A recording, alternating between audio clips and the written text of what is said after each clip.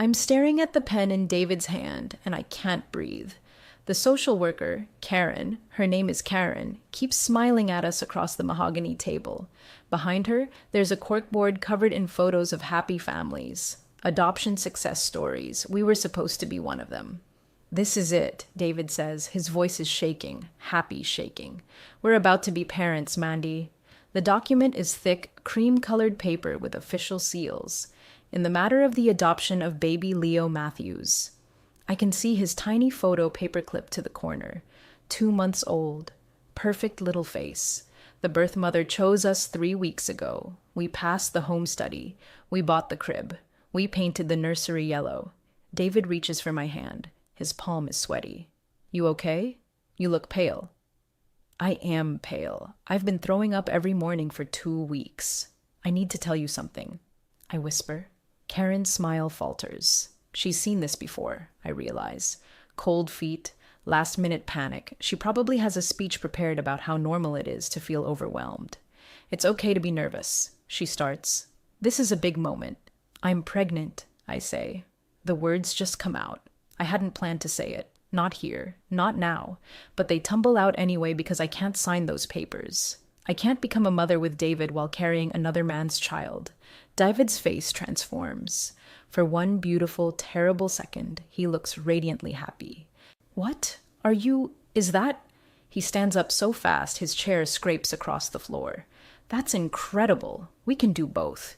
We can have Leo and... It's not yours. The silence that follows is the loudest thing I've ever heard. David sits back down slowly. Very slowly, like he's moving underwater. What? Karen is gathering the papers, pulling them back across the table. She knows.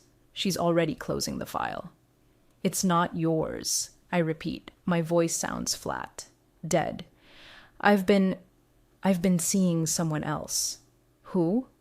I can't say it. I physically cannot make my mouth form the words. Amanda. Who? Dr. Halloway. David just stares at me. Then he looks down at his hands, at the pen he's still holding, the pen he was going to use to sign our son's adoption papers. I'm sorry, Karen says quietly, but I can't proceed with this placement. Given what's just been disclosed, I need to, how long? David's voice is very calm. Too calm. I'm so sorry, Karen says again. She's standing now. I'll give you both some privacy, but Mr. Cole, I need you to understand that this placement cannot move forward. She takes the file, takes Leo's file, takes his picture, takes everything, and leaves the room. We sit there in silence. Through the window, I can see the parking lot. David's Civic, the one he's driven for 10 years because we needed to save money for treatments. My Corolla. Normal cars in a normal parking lot on the day our lives ended. How long? David asks again.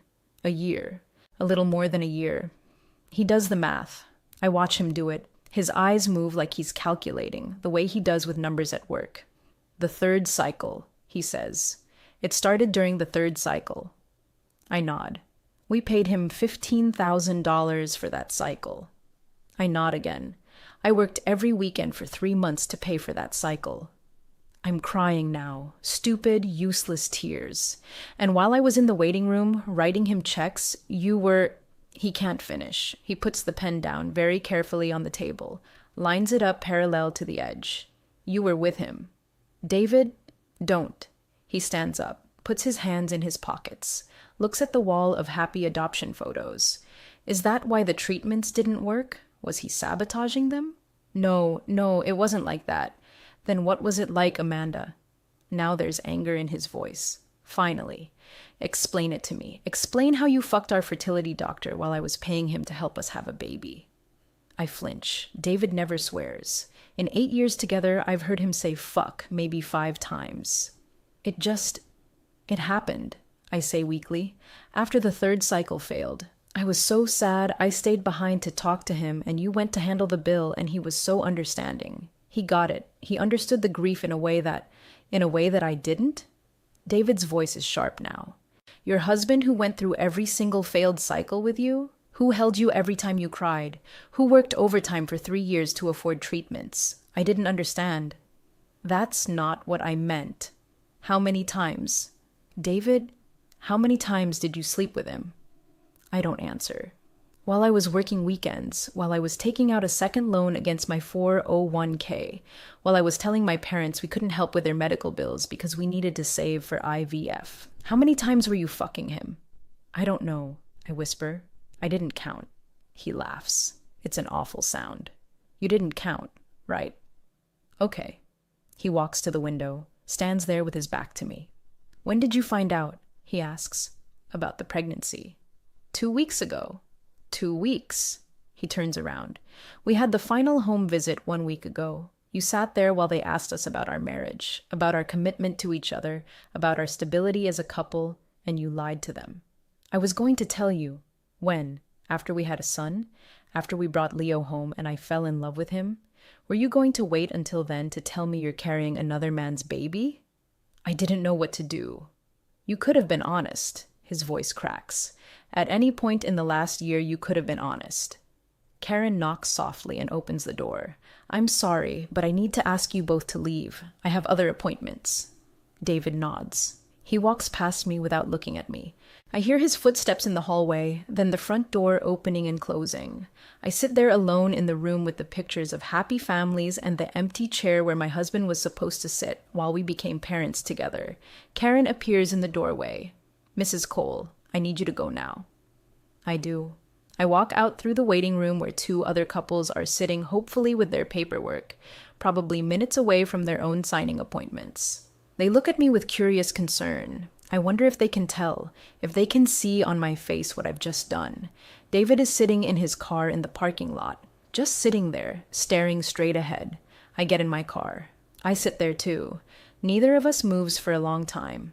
Finally, his car starts. He drives away. He doesn't look at me. I should go after him. I should try to explain, but there's nothing to explain, is there? I made choices. Every single time, I chose this. Let me tell you how I became this person. We met in college, University of Georgia. I was a junior studying education. He was a senior in accounting, a mutual friends party.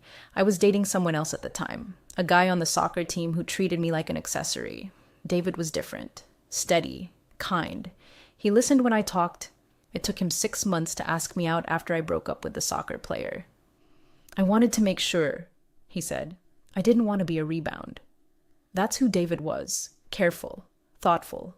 The kind of person who made sure. We got married when I was 22 and he was 24. Too young, people said, but we were sure. I had my teaching job at an elementary school in Decatur. He was working for a small accounting firm. We rented an apartment in Virginia Highland, talked about buying a house someday, adopted a cat named Pepper. We started trying for a baby right away. I'd always wanted to be a mother. It was the only thing I'd ever been sure about. I used to tell David I wanted 4 kids, maybe 5. We'll need a bigger house, he'd said, laughing. After 6 months of trying, I bought ovulation tests. After a year, we saw my OB/GYN. After 18 months, we got referred to a fertility specialist, Dr. Robert Halloway. His office was in a medical building near Emory, all glass and steel and expensive abstract art on the walls. The waiting room had a fountain, soft music, magazines about parenting and pregnancy. Cruel, I thought, to make infertile people sit there looking at pictures of what they couldn't have. Dr. Halloway was tall, silver hair at his temples, expensive suit, wedding ring. He shook David's hand firmly, then mine. His hand was warm. Let's figure this out, he said with a confident smile. I've helped hundreds of couples in your situation. We'll get you your baby. We believed him. The first round of testing took 3 months. My tubes were clear. My eggs were good quality for my age. David's sperm count was slightly low, but within normal range. Dr. Halloway recommended IUI first. Intrauterine insemination, less invasive, cheaper. Let's try the easier route first, he said. 3 rounds of IUI, $3,000 each. All failed. Time to move to IVF, Dr. Halloway said gently. It's more intensive, but the success rates are much higher. IVF costs $12,000 to $15,000 per cycle. Our insurance covered almost nothing. David sat at our kitchen table with a calculator and our bank statements. We can do 2 cycles, he said. If I take the promotion he didn't want, that required more hours. And if we're careful, we can do 2 cycles. What if 2 isn't enough? I asked. Then we'll figure it out. The first IVF cycle started in spring. Hormone injections every day. I gave them to myself at first, but my hands would shake so badly that David started doing it. He'd sit next to me on the couch every evening, alcohol swab ready, speaking softly. Quick pinch, you're doing great. Almost done. We got 8 eggs, 6 fertilized. They transferred 2. My period came exactly 14 days later.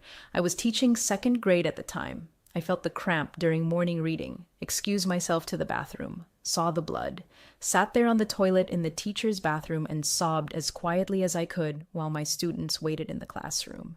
David held me that night. It's okay, he kept saying. We'll try again.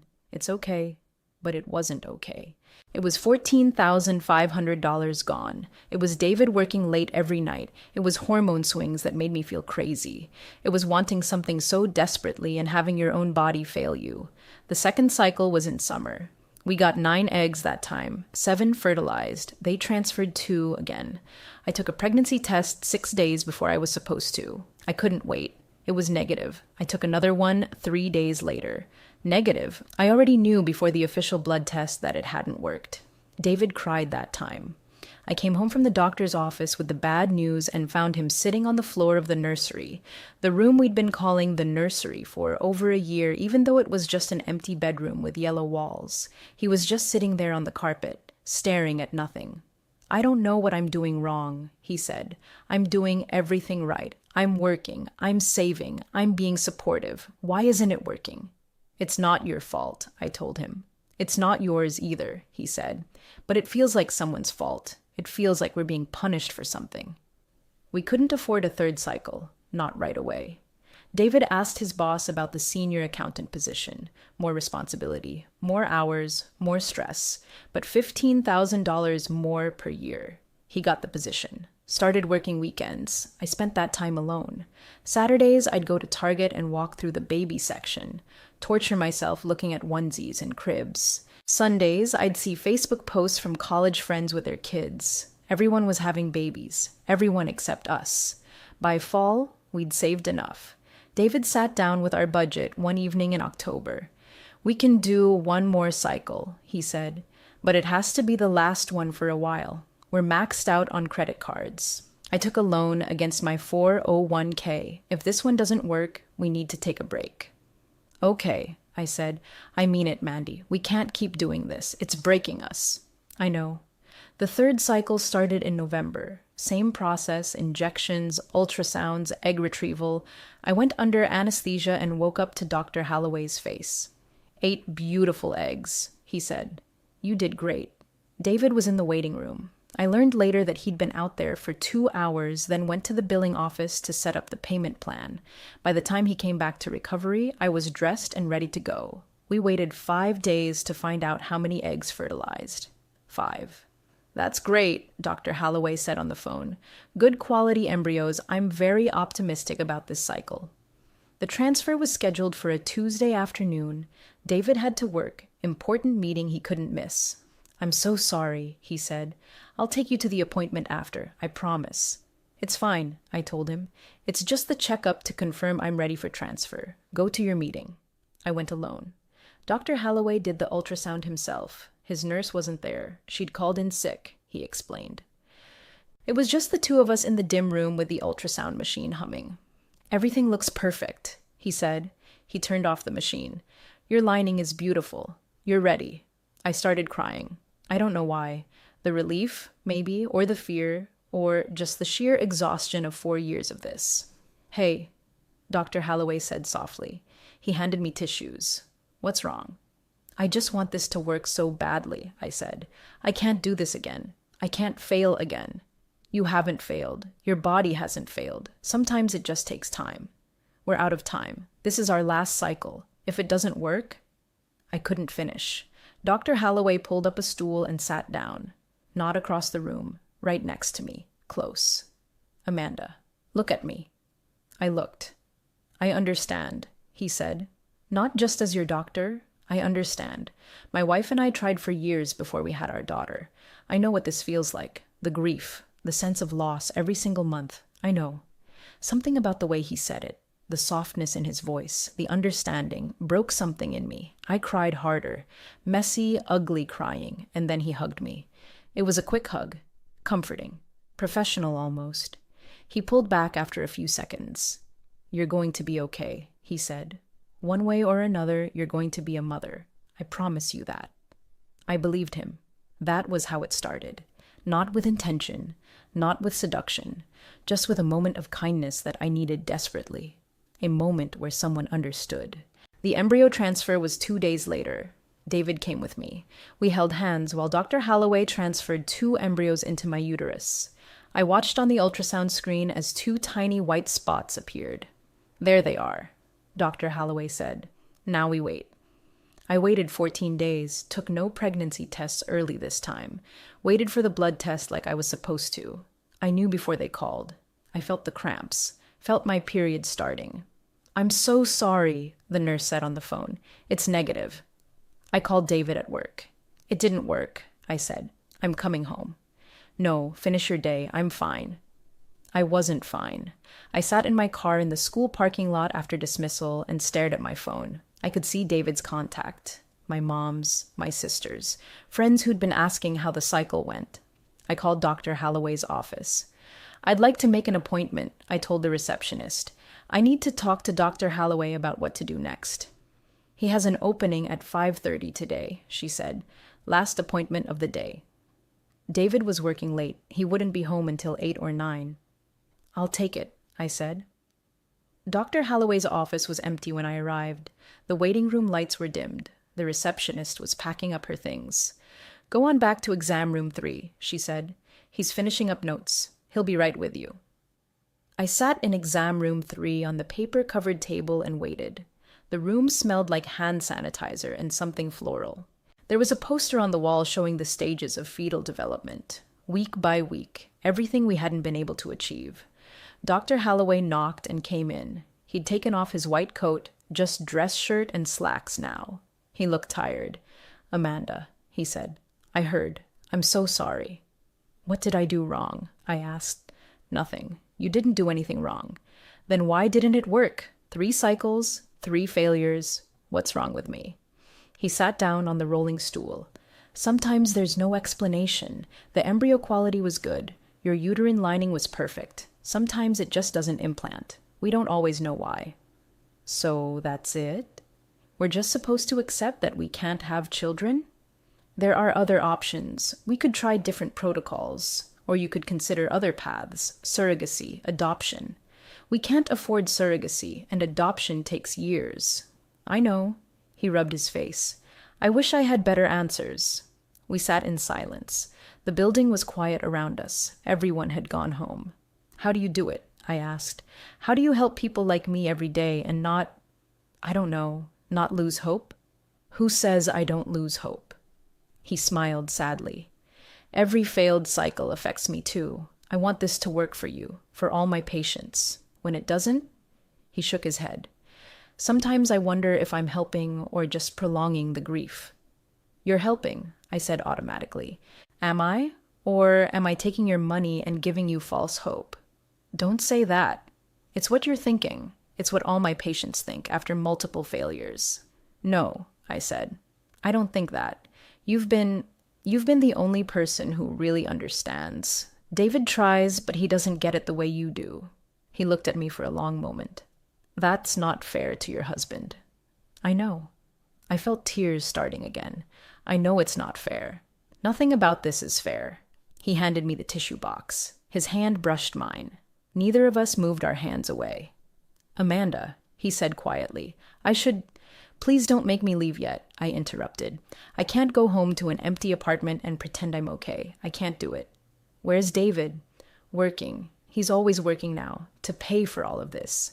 The guilt in his eyes was real. I saw it. He felt bad about how much we'd spent, about David working weekends, but not bad enough to stop what happened next. I don't know who moved first. I remember his hand was still near mine. I remember he said my name again, "Amanda," and it sounded like a warning, like he was trying to stop himself. I kissed him. He kissed me back. It was desperate and sad, and I told myself I needed it, that I deserved comfort, that David was never home anyway, that this man understood my pain in a way no one else could. All lies. I knew they were lies even then. It happened in his office. The door was locked. The building was empty. It was fast and urgent, and when it was over, I felt sick. "We can't do this again," Dr. Halloway said. He was already standing, already tucking in his shirt. This was a mistake, a one-time mistake. "I know," I said, "but we did do it again." It became a pattern. David would work late and I'd make an appointment. Follow-up consultation, the schedule would say. Discussing next steps. The receptionist never questioned it. Why would she? I was a patient. Sometimes we'd actually talk about treatment options first. Dr. Halloway would go over my charts, suggest different protocols for the future.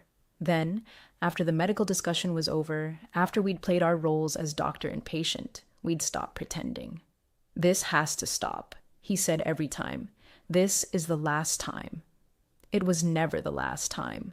I told myself stories to make it okay. David doesn't understand what I'm going through. Dr. Halloway gets it. We're both suffering. We're both trying to help people have babies and failing. We're both carrying this grief. We understand each other. The truth?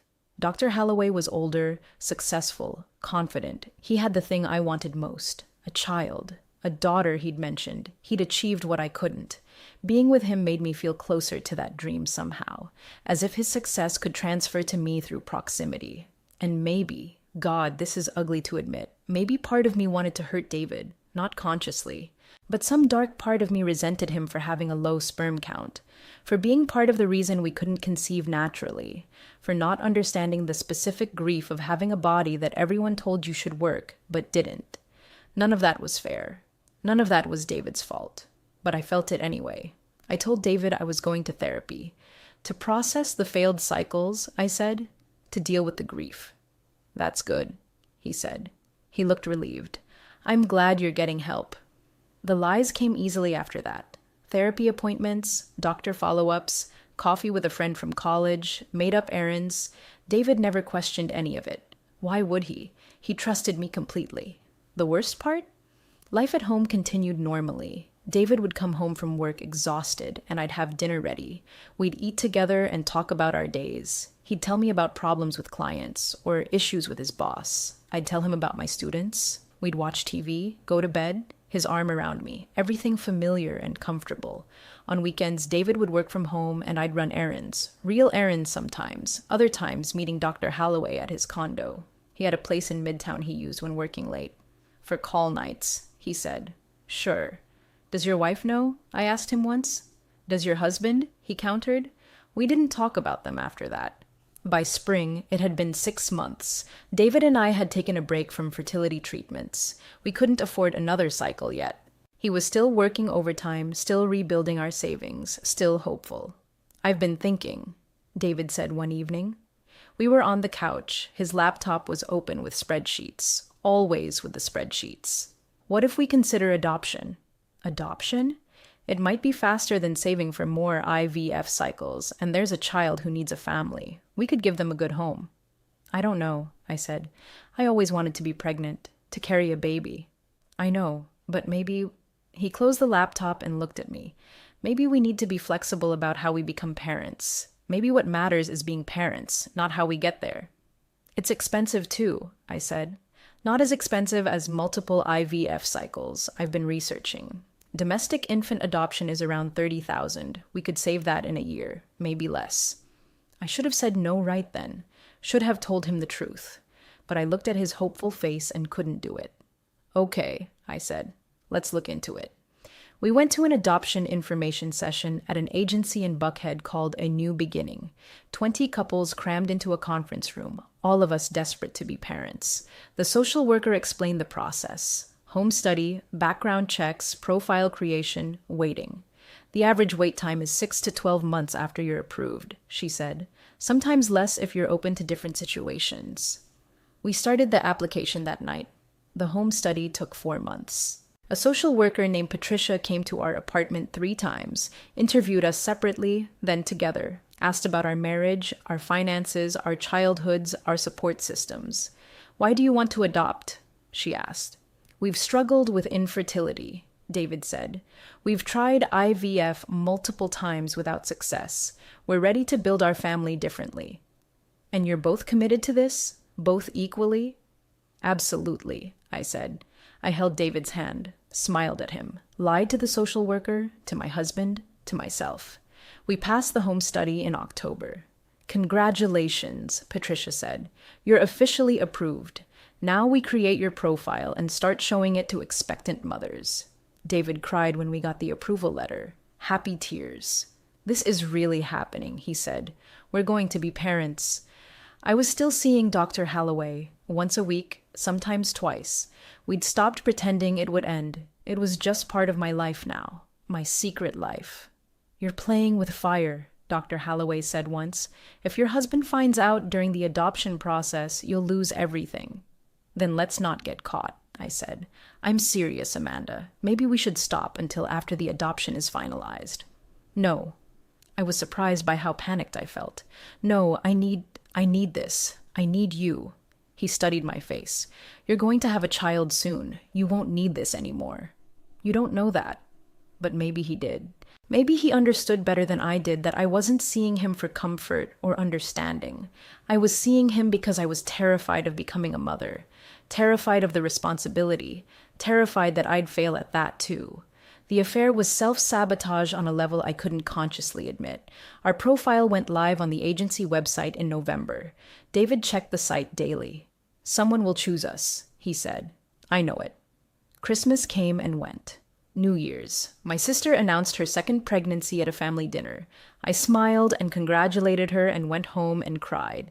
Then I went to Dr. Halloway's condo. "I hate her," I told him. "She has 2 kids and doesn't even appreciate it." "You don't hate her," he said. "I do. I hate everyone who has what I can't have." In February, we got the call. "A birth mother has chosen you," Patricia said. "Her name is Jennifer. She's due in 6 weeks. She wants to meet you." We met Jennifer at a coffee shop. She was 19, skinny, scared. She'd gotten pregnant by a boyfriend who'd disappeared when she told him. "I can't give him what he deserves," she said. She was crying. "But you can. I saw your profile and I knew. You're his parents." David held her hand across the table.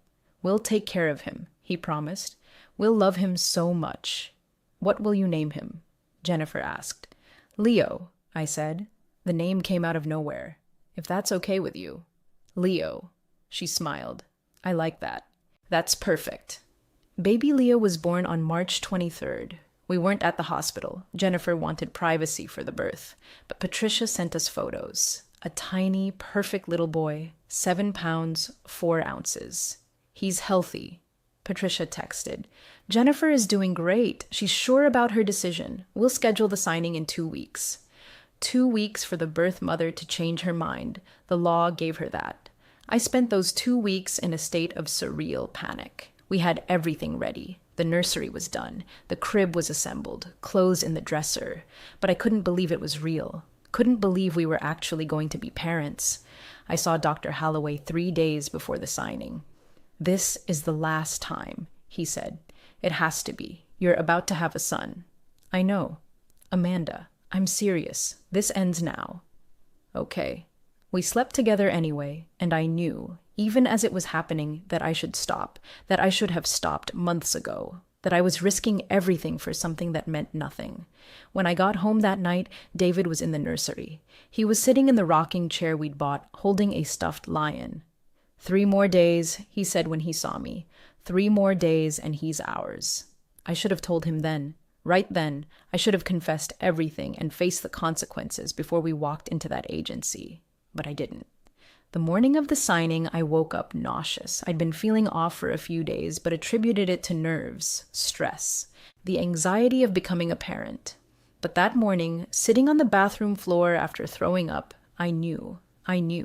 There was a pregnancy test under the sink, left over from the fertility treatments. We'd bought them in bulk. I pulled one out with shaking hands. 2 lines, immediately, undeniably positive. I sat there staring at it.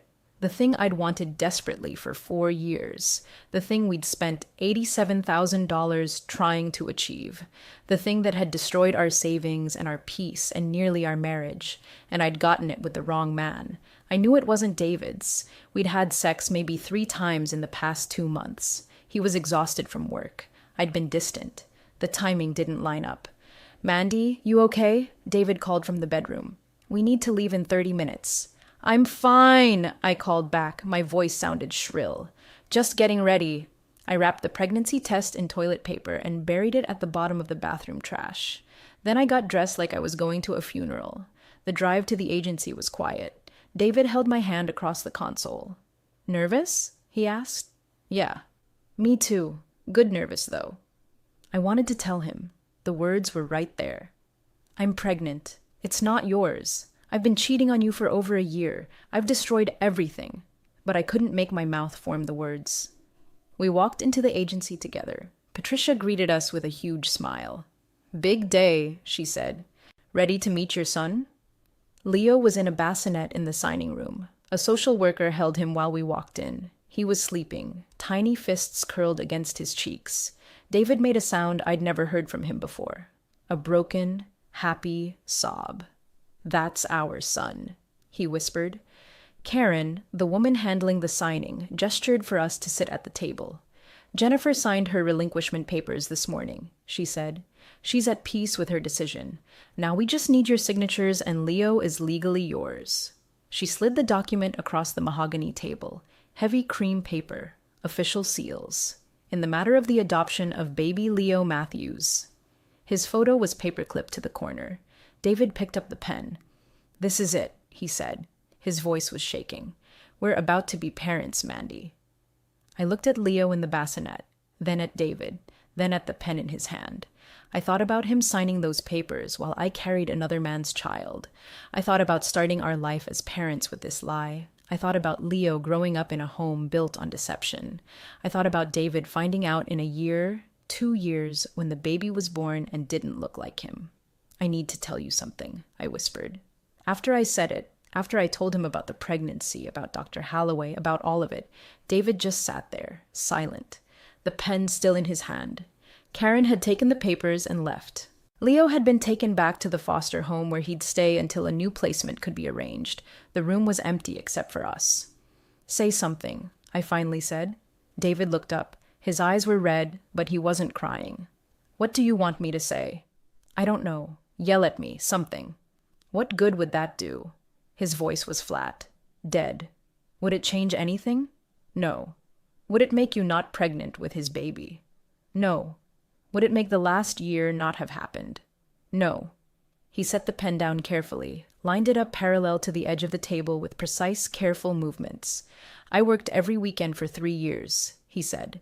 "Every weekend. I took a promotion I didn't want. I borrowed against my retirement. I watched you cry after every failed cycle, and I held you and told you it would be okay. And the whole time," his voice cracked, "the whole time you were fucking him. Not the whole time, just, does it matter? Does the timeline actually matter?" I didn't answer. "We paid him," David continued.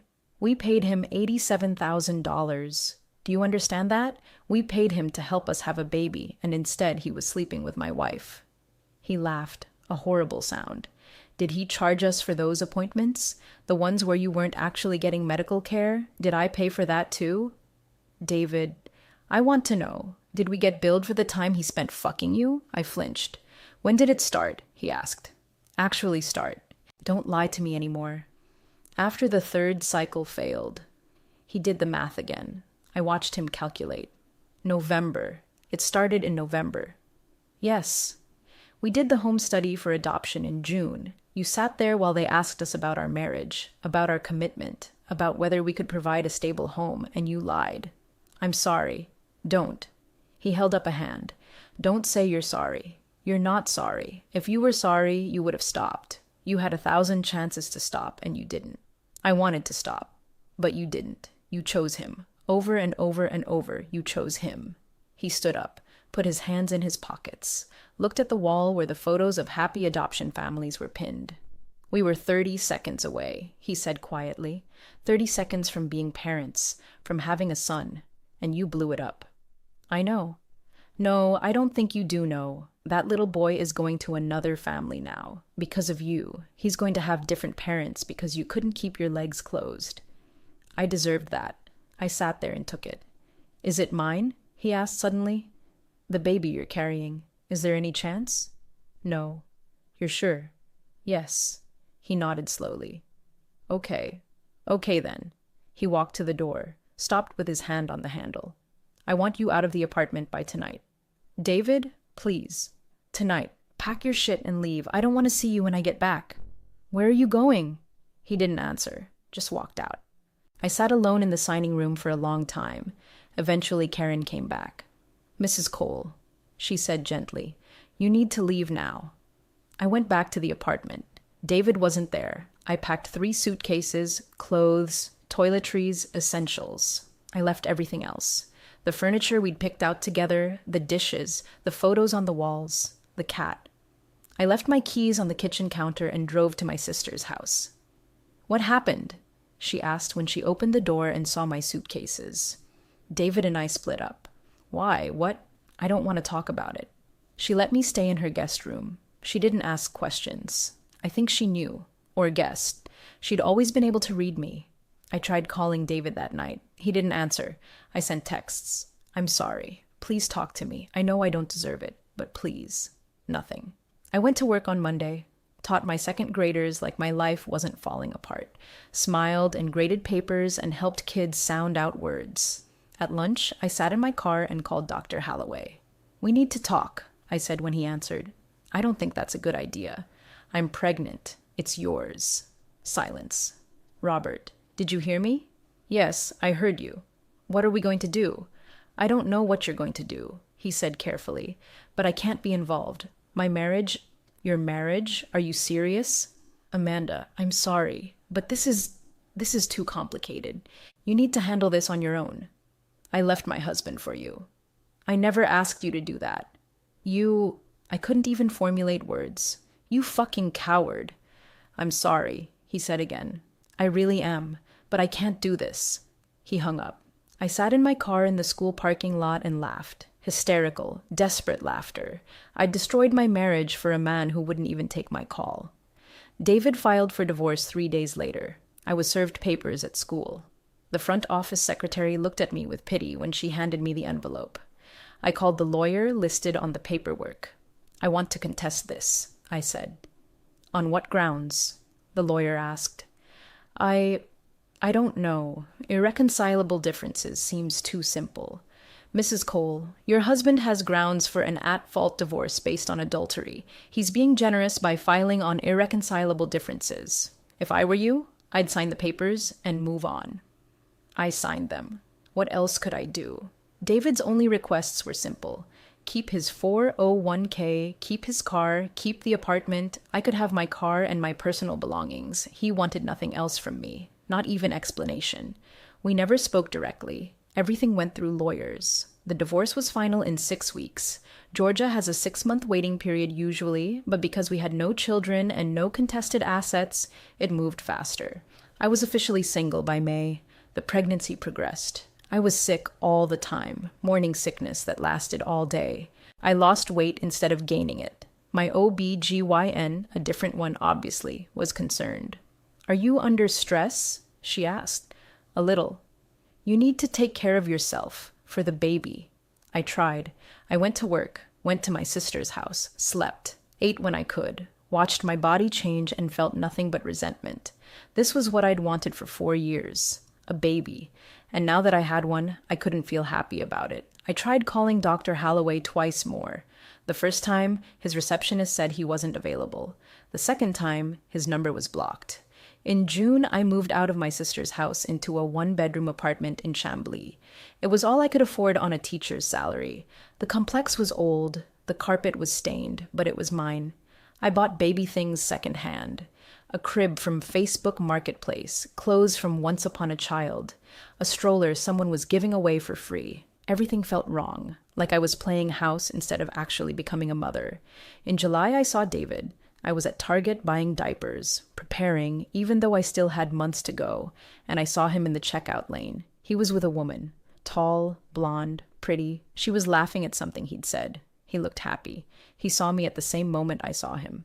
His smile disappeared. He said something to the woman, his date, girlfriend, and they moved to a different checkout lane.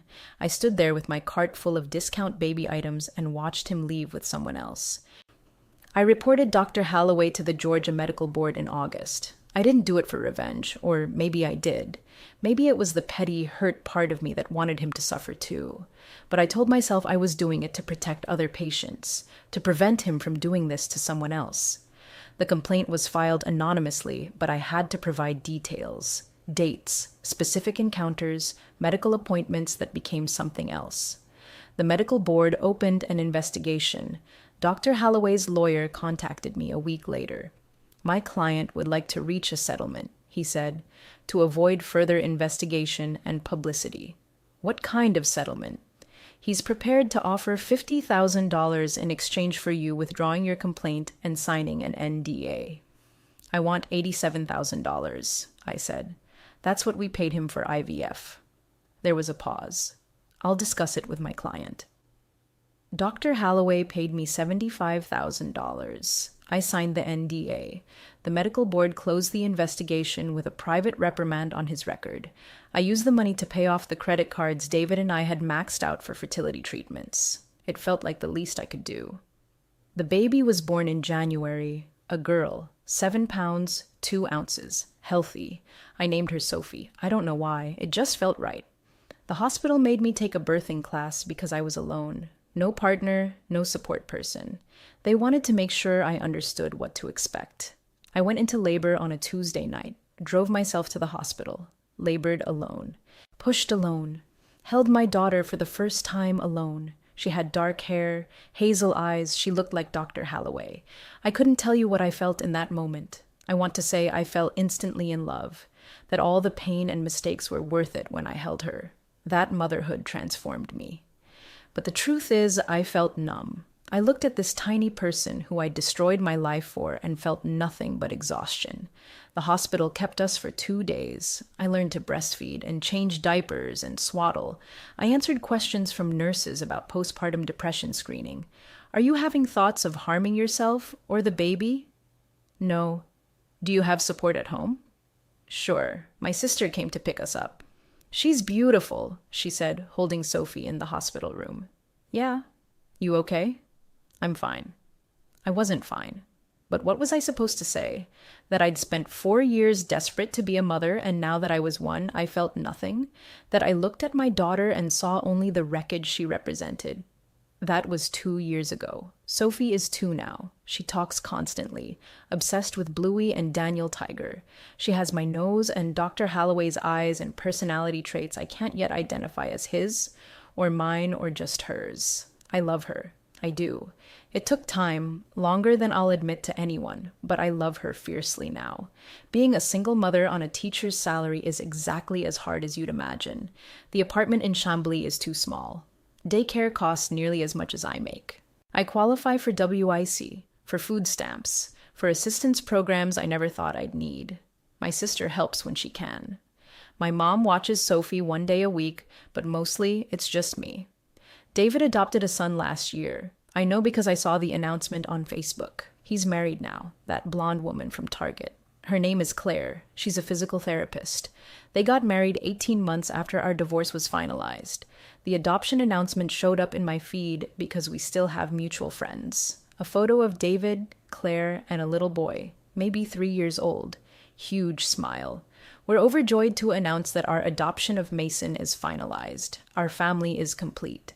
The comments were full of congratulations, friends and family celebrating. So happy for you guys. He's so lucky. What a beautiful family. I stared at that photo for a long time. David looked happy. Actually, genuinely happy. The kind of happy he used to look when it was us, when we were trying to build a family together. He got what he wanted, just without me. I thought about commenting. Thought about sending a message. I'm happy for you. You deserved this. I'm sorry for everything. But what good would that do? He'd blocked me on everything 2 years ago. He wouldn't see it. And even if he did, what would be the point? To make myself feel better? To assuage my guilt? He moved on. He's happy. He has a son and a wife and a life that doesn't include me. That's what I destroyed. That's what I gave up. I saw Dr. Halloway one more time, accidentally, a few months ago. I was at Emory Hospital for Sophie's 18-month wellness check. The pediatrician's office is in the same complex where Dr. Halloway's fertility clinic is located. Different floor, but same building. I was waiting for the elevator when he walked past. He was on his phone, didn't see me, still wearing expensive suits, still carrying that confident air. He looked exactly the same, completely unaffected by everything that had happened. I wonder sometimes if he thinks about me at all, if he feels any guilt, if that year meant anything to him, or if I was just one of many desperate patients who crossed a line. I'll never know. The NDA means I can't ask, can't contact him, can't tell anyone what happened. He paid me to disappear from his life, and I took the money. Sometimes I think about the sliding doors moment, the moment where things could have gone differently. If I hadn't called Dr. Halloway's office that day after the third cycle failed, if I'd just gone home to David, if I'd let him comfort me instead of seeking it elsewhere, if I'd been honest when we started the adoption process, if I'd told David before we got to that signing room, if I'd ended the affair when I realized I was pregnant, if I'd been a different person, a better person, someone who kept promises and honored commitments and didn't destroy good men who loved me, but I didn't. I made every wrong choice available to me. David was good. He worked himself to exhaustion trying to give us a family. He held me through every failure. He never complained about the money or the stress or the toll it took on our marriage. He trusted me completely, and I betrayed him with the man who took our money and our hope. I chose the worst possible moment to confess. 30 seconds before we became parents. 30 seconds before his dream came true. I destroyed him on the happiest day of his life. That's who I am. People ask me sometimes about Sophie's father, other moms at daycare, teachers at school events. Is Dad in the picture? No, I say. It's just us. They nod sympathetically. They assume he's a deadbeat, someone who abandoned us. They don't know I drove him away, that I made myself the villain in my own story. I don't tell them about David, about the good husband I destroyed, about the adoption that fell through, about the $87,000 and the weekend shifts and the careful budgeting and the gentle way he held my hand through every appointment. I don't tell them I had everything and threw it away. It's Tuesday evening. Sophie is asleep in her crib, the cheap one from Facebook Marketplace that still has someone else's baby's stickers on it. The apartment is quiet except for the neighbors arguing through the thin walls. I'm sitting on my couch, looking at the photo of David and his family still pulled up on my phone. I should delete it. Should stop checking his Facebook through our mutual friends' pages. Should stop torturing myself with evidence of his happiness. But I can't seem to stop. This is my life now. This cramped apartment, this constant financial stress, this exhausting solo parenthood, this weight of knowing exactly how I got here. I love Sophie. She's innocent in all of this. She didn't ask to be born from betrayal and selfishness. She deserves better than a mother who sees her father's eyes every time she looks at her and feels shame. But I'm what she's got. David got Mason, got Claire, got the family he always wanted. Got to be the good guy in this story because he is the good guy. He always was. And I'm here, alone, with the consequences of my choices. There's no redemption arc for me. No lesson learned that makes it better. No beautiful realization that makes me a better person. I'm just someone who destroyed a good man on the most important day of his life, who chose wrong at every opportunity, who has to live with the knowledge of who I am and what I did. Sophie will ask about her father someday. She'll want to know why he's not here, why we're alone, why other kids have dads and she doesn't. I'll have to figure out what to tell her. Some version of the truth that doesn't destroy her, that doesn't make her feel like a mistake. But she wasn't a mistake. I was. I made the choices. I told the lies. I crossed the lines. I blew up my life in the most spectacular way possible. And I have to live with that now. I destroyed everything for something that meant nothing, for comfort that wasn't real, for understanding from a man who wouldn't even take my call when it mattered. I had a husband who loved me, who worked himself to exhaustion for me, who held my hand through years of heartbreak, who was 30 seconds away from becoming a father with me. and I destroyed him. That's the truth. That's the story. That's who I am. I'm the woman who cheated with her fertility doctor while her husband paid the bills, who lied through an adoption process, who confessed at the worst possible moment. I'm the villain. And there's no redemption, no forgiveness, no happy ending. Just me and Sophie and this apartment and the knowledge of what I did. David deserved better. Leo deserved parents who weren't built on lies. Sophie deserved a father. I destroyed all of them. That's who I am. I have to live with that knowledge forever. And I deserve every single consequence I got.